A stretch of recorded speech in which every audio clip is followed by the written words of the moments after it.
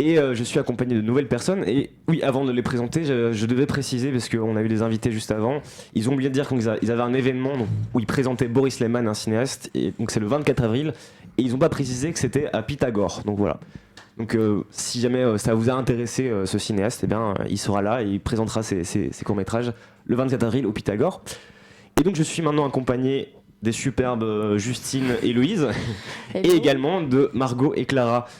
Ouais, comment allez-vous? Et je vous laisse Louise Déjà, procéder. Bienvenue à vous. Ça nous fait vraiment plaisir que vous soyez sur nos ondes aujourd'hui. Donc tout d'abord, est-ce que vous pouvez vous présenter brièvement pour nos auditeurs? Bien sûr. Moi, c'est Margot. Et je travaille chez Asmae maintenant depuis 2 ans dans le secteur éducation par l'action. Et pour l'anecdote, donc moi j'ai arrêté mes études en plein milieu en mars 2020. Déterminée à trouver un job qui me convienne et qui donne du sens à toutes mes journées. Et 2 semaines après avoir pris cette décision, je me suis retrouvée, comme beaucoup d'entre vous, je suppose, confinée dans le cote de Justine. Ah ok, vous étiez coloc. Bonsoir. C'est pour ça qu'elle s'incruste. Pas à la base, mais j'étais on plutôt est une devenus squatteuse. colocs par la force des choses. Ok, chouette. Et ah oui, donc, en fait, t'étais pas, si je comprends bien, pas épanouie dans tes études et t'avais vraiment envie de trouver quelque chose qui faisait sens. J'avais envie de trouver un job, d'être dans l'action, quoi. Ok. Et du coup, Clara? Déjà, merci de nous accueillir, c'est chouette. Avec plaisir. Moi, j'ai pas d'anecdote comme ça, super. Du coup, oui, j'ai 32 ans, je travaille à Asmae depuis 6 ans maintenant déjà. Okay. Et là, mon job, c'est chargé de communication. Donc, en gros, je gère les réseaux sociaux, le site internet, les newsletters, la vitrine externe de l'association, quoi. Et t'as fait des études en com ou t'as appris sur le tas Non, j'ai fait des études en communication. Ok. Ouais, j'ai d'abord fait un bachelier à Bruxelles et puis je suis venue à Louvain-la-Neuve pour mon master. Oh, trop bien. C'est chouette de revenir ici, ça faisait longtemps du coup. Trop chouette. Et du coup, est-ce que vous pouvez expliquer concrètement ce qu'est l'association Asmae? Oui, bien sûr, ça c'est pour moi. Vas-y, dis-nous tout. Alors, Asmae, déjà, ça fait 40 ans que ça existe, donc c'est quand même long. On est une ASBL reconnue organisation de jeunesse par la Fédération Wallonie-Bruxelles, mais on est aussi une association de solidarité internationale. Alors, je reviendrai un petit peu plus tard, mais en gros, notre mission principale, c'est d'accompagner les jeunes, au nord comme au sud. Ils ont en général entre 16 et 30 ans, plus ou moins.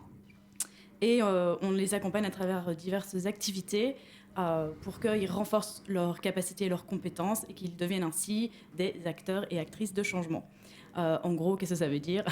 C'est le fait qu'ils deviennent vraiment des citoyens et citoyennes qui soient actifs, responsables, autonomes, qui s'impliquent dans des projets citoyens, qui, en gros, qu'ils essayent de faire bouger les lignes, parce que les jeunes, c'est quand même un bon moteur et donc on les accompagne dans ce processus, quoi.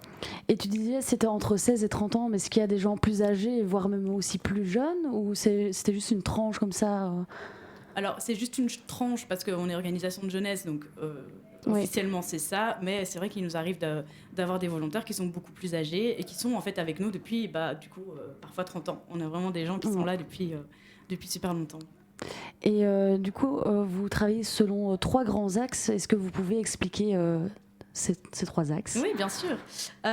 Donc, on est, comme je disais, un organisme de solidarité internationale. Donc, en fait, on travaille en partenariat avec 4 associations locales dans le sud, donc en Afrique, au Sénégal, au Togo, Égypte et Maroc. Et on leur propose un appui financier, humain, technique, pour que eux, à leur tour, ils puissent développer des initiatives et des projets de solidarité pour les jeunes là-bas sur place. Ok. Et donc, pour donner un exemple, ce sera plus parlant, peut-être. On développe avec notre partenaire au Sénégal une ferme-école en agroécologie. Et c'est un projet qui donc sensibilise et forme les jeunes de la région à une pratique plus durable et plus familiale de l'agriculture. Ça, vous êtes vraiment dans l'accompagnement même des personnes sur place À travers l'association partenaire, oui, exactement, c'est ça. Et au niveau financier, comment est-ce que vous faites pour avoir des fonds? Est-ce que c'est grâce aux dons ou ce genre de choses? Ouais, alors on a plusieurs entrées, on va dire. Alors effectivement, il y a une partie donation, et ça c'est vraiment uniquement pour les projets de solidarité. Après, pour les activités qu'on a ici en Belgique, comme on est une organisation de jeunesse, on a des subsides de la fédération. Oui, c'est ça. Oui, exactement. D'accord. Et sinon, c'est quoi l'éducation à la citoyenneté mondiale et solidaire concrètement ? C'est ça. Ça, c'est notre deuxième grand axe au niveau des activités. Ici, à travers ces activités-là, on tente, on essaye en tout cas de provoquer un questionnement chez les jeunes, de provoquer un petit peu, histoire qu'ils aient une autre vision du monde, les rapports qu'ils peuvent entretenir avec la notion de l'autre, et on tente aussi de les inviter à prendre conscience de leur pouvoir d'action. Et concrètement, ça se traduit de deux grosses manières au niveau des activités. Donc c'est au niveau des animations dans des écoles.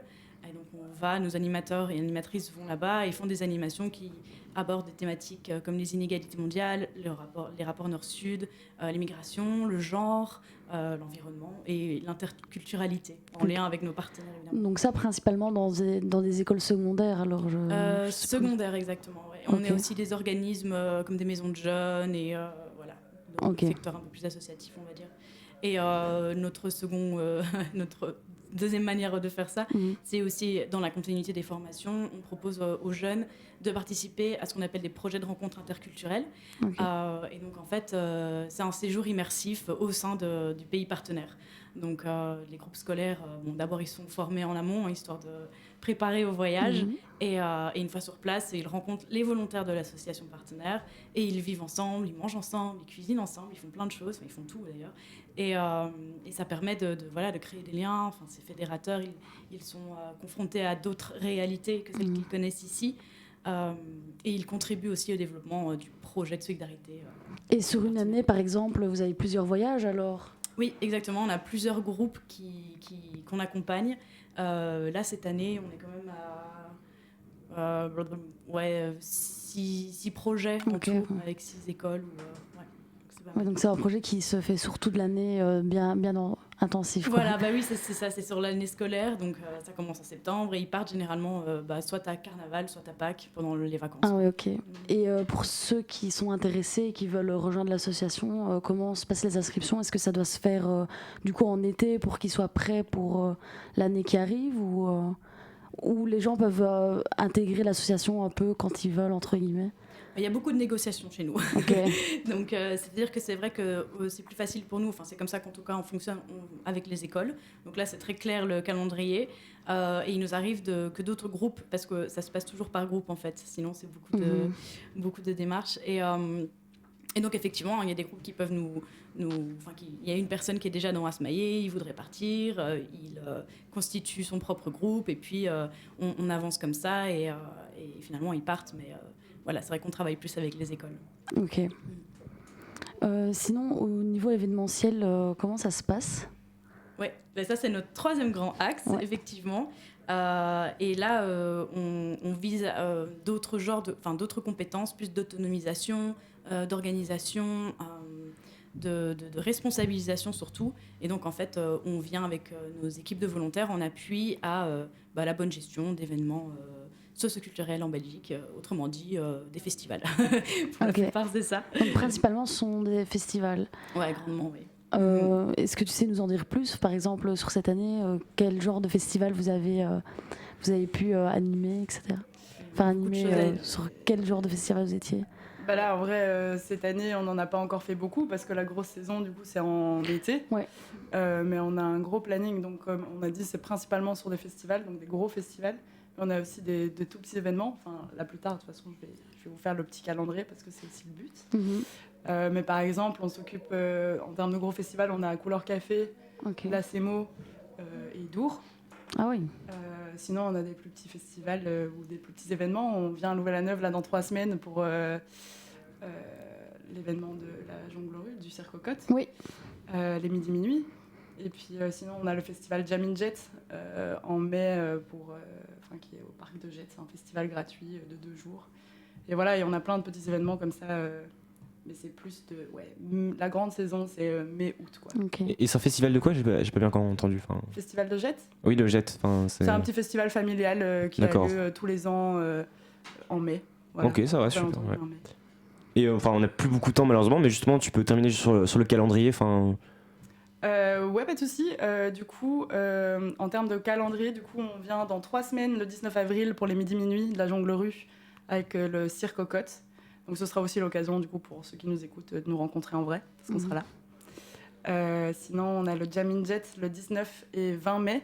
Là nos équipes sont déjà complètes mais on peut quand même venir nous voir et participer au festival. On a Couleur Café. Alors Couleur Café, on s'occupe des campings, du camping. Et du coup, c'est le montage du camping du 19 au 22 juin. On a la gestion du camping du 23 au 26 juin et le démontage du 26 au 30 juin. Après, on a l'ACMO en juillet. Et là, c'est comme pour Couleur Café, on gère les campings. Donc, il y a le montage du camping du 1er au 6 juillet, le festival du 6 au 10 et le démontage du 10 au 14. Et après, on a Dour. Et là, on ne fait pas du tout de la gestion de camping. On s'occupe vraiment de tout ce qui est check-in sur l'entrée du festival. Donc, le check de bracelet, etc. pour entrer sur le site des concerts. Et là, c'est du 11 au 16 juillet.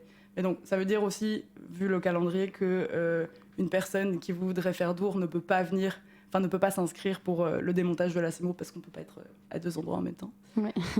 Et donc voilà, et on a aussi le festival de Belleuil sur le mois d'août, où là, c'est un festival qui se déroule sur plusieurs week-ends. Et là, on fait vraiment que l'équipe technique, où on fait le montage, du coup, les 4 premiers jours d'août, et on revient le 20 août pour le démontage. Donc ça, c'est vraiment le récap des dates en termes de festival, quoi. Et si nos auditeurs veulent retrouver toutes ces dates, est-ce que vous les avez sur votre site Absolument, quand on va sur le site, du coup, asmae.org /volontaire, Okay. Tu peux créer ton profil, et une fois que tu as créé ton profil, tu as accès à toutes les dates. Et voilà, donc tu regardes à quoi tu veux t'inscrire, et tu peux directement t'inscrire à oui, non, tel festival, quelle tâche je voudrais faire, est-ce que je fais partie de l'équipe technique, tout ça. Et donc tout est répertorié, et ils y ont accès facilement, quoi. Ok, trop chouette. Bah, très chouette. Est-ce que vous t'as avez peut-être une dernière est-ce question, que vas-y. vous avez quelque chose que vous voulez encore dire qui est important pour vous ou Quand souligner même, quelque faut chose peut-être appuyer sur la différence du volontariat sur événement que nous, on amène avec Asmae par rapport à d'autres volontariats. Par exemple, quand on s'inscrit en tant que bénévole à n'importe quel festival, il y a 3 grosses différences. C'est déjà le fait que tout l'argent de ces conventions revient directement au projet de nos partenariats. Ok. La deuxième, et qui intéresse plus concrètement les volontaires, ce sont les avantages. Donc on part du principe qu'un volontaire n'a pas à payer pour pouvoir être volontaire. Et donc ça veut dire qu'en plus d'offrir le pass festival et camping, on se charge des repas chaque jour, et avec des tickets boissons par jour aussi. Et en plus de ça, nous, on fonctionne en termes... Pour aller dans l'idée de responsabilisation et d'autonomie, etc., on fonctionne avec des responsables.